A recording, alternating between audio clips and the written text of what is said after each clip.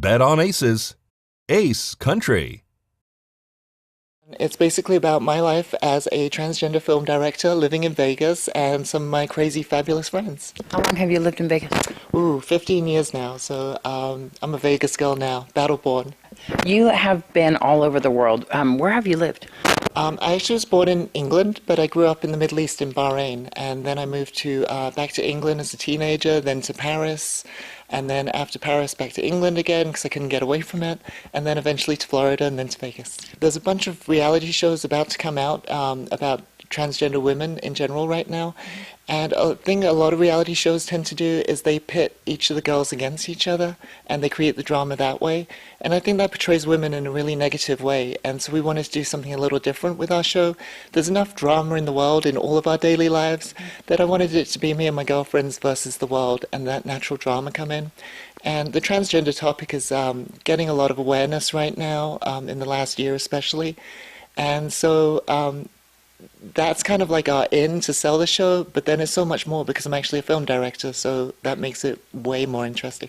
A lot of those reality shows have a lot of setup things. Are you going to be going in that direction, or how would you, what kind of line would you go along? Well, the funny thing with setups is reality is you have to plan it out. I mean, it's a TV show and there's a production crew, so you have to say, you know what, on this day we're going to come visit you guys and we're going to do a TV interview. And so that's the plan, but then reality seeps in, and I drive a Porsche and I wasn't expecting to drive across these dirt roads to get here, and so like I'm driving at 1 mile per hour across this dirt road, and that's reality. So you plan stuff, but then crazy stuff always seems to happen.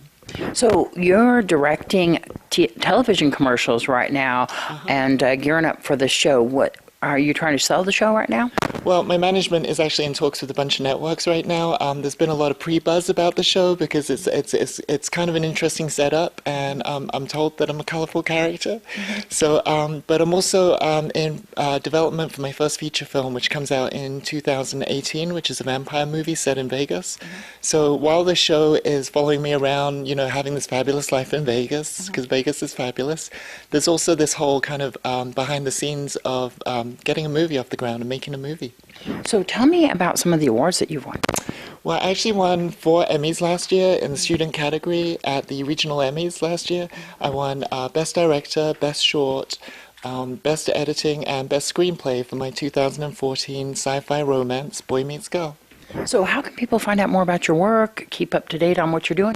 Sure, it's really easy because all my tags are the same, whether it's Facebook, my Facebook group, my Instagram, my Snapchat, and my website. It's all debbiinpink.com. That's DEBBIINPINK.